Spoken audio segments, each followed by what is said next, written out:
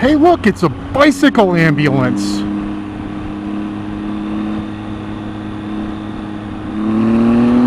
There must be a bicycle doctor somewhere.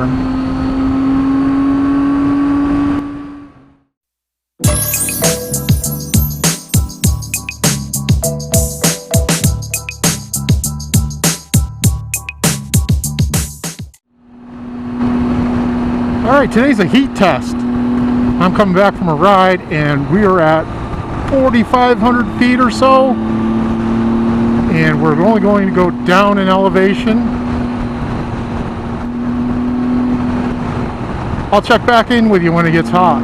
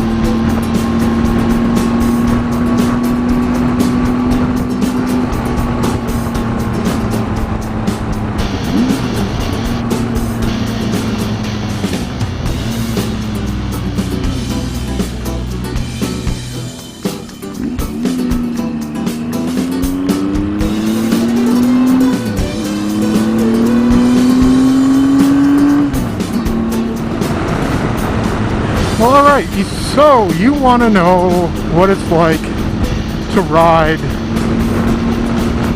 in 110 plus degree weather. Well, we're about just under 2,000 feet down in the desert, the cactus and the sagebrush, and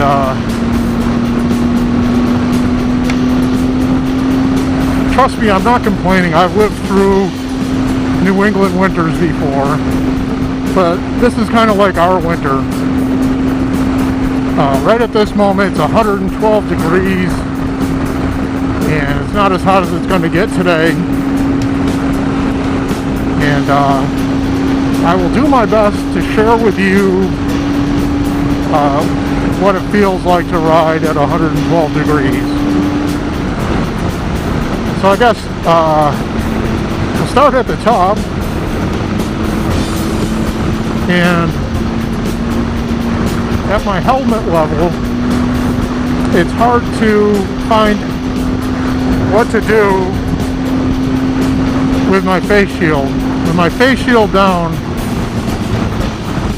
it's kind of like having a hair dryer on the front of your face or front of your helmet and a heat lamp on the back. With a shield down, you're kind of cooking, and sweat's rolling down your face, getting in your eyes and stuff like that. The only way to dry it out is to put your face shield up, and that kind of dries things out. But that's like taking your hair dryer, not that I have one, kind of taking your hair dryer at highest heat, highest fan, if you will, and blowing it directly in your face. It kind of burns. So then you have to put your shield back down again, and it starts the whole cycle all over. So I'm not doing too bad in the torso and the hands. I've got mesh on. I've got black mesh. I don't care for the gray color, it gets dirty, and I'm not a high-vis guy, so black's my favorite color, so there's no change in that. But with good airflow, it's warm, but it's not too bad. And actually, if you think about these bark busters for cold weather, but they actually deflect a lot of the heat, that hot air, in the hot weather.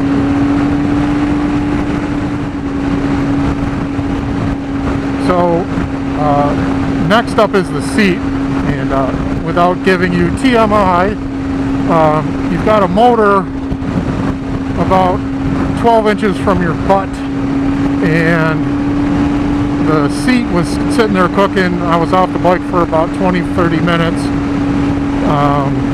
and the sun really cooked the seat, so that's cooking my butt. And it's kind of like sitting on a stove burner. So moving down to my legs, I'm wearing Kevlar pants with CE armor, and I do that because I don't have a fairing. I've got an open engine, and I think with mesh my legs would have second degree burns, because even with these pants, it's like running a curling iron up and down your leg. It is stinking hot and it burns.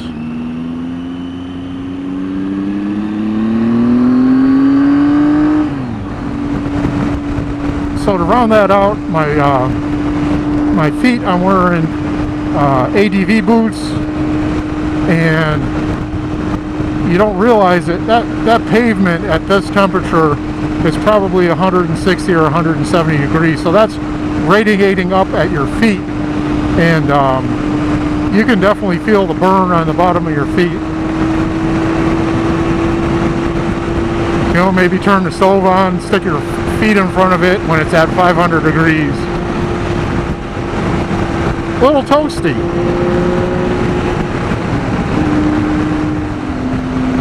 So all in all,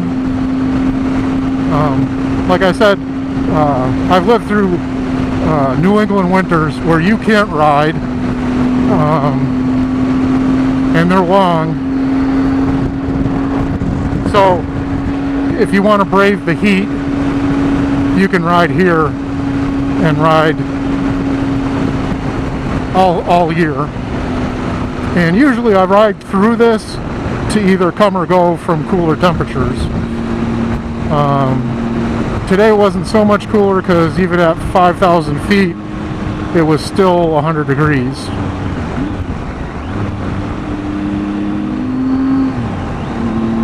And also it takes a lot of water to do this kind of thing. I probably drank about 2 gallons of water today. And water and like Powerade, just to keep my electrolytes up. But you definitely dehydrate, especially with mesh on. You're taking 1% humidity air, dry air, and blowing it across you. Well, it helps to cool you. It also dehydrates you. So you definitely need to keep hydrated. And you know, even with drinking that much water, I can still feel myself fairly dehydrated. So, as precautions, a flat tire could be a really detrimental thing. So, as precautions, not only do I keep my spot on, I carry 3 liters of, let's call it rescue water, in case I break down or a flat tire or something like that. At least, even if it's warm, it will still keep me hydrated. But every chance I get, when I stop for fuel, I down a good quart of water. bike, however, seems to be handling it pretty well. I've got it in sport mode, I don't know if that makes it run hot or what, but it's higher performance. It is maintaining that mid temperature gauge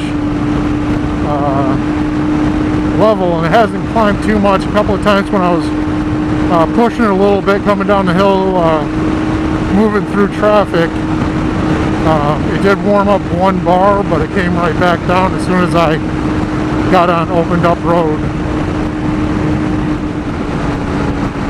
So my suggestion to you, if you want to ride in this, just to do it if you live here, it's an acclimation process. I ride just about every week, and I have a job that I work indoors and outdoors, so I acclimate all year. I make sure I'm hydrated. I pre-hydrate the night before and I hydrate the morning of, and I try to maintain hydration throughout the day, and you just can't keep up with it. So definitely it's something you can't just go out and do. Someone coming from a milder climate, coming here to experience it, I would not suggest doing that even around town. It's quite the taxing endeavor and very dangerous.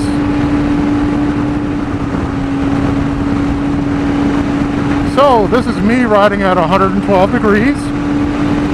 I appreciate you watching.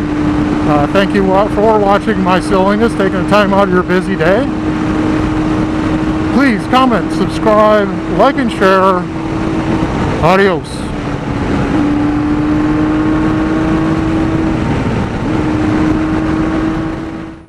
Hey, Miss Puppies. Alright, doggos.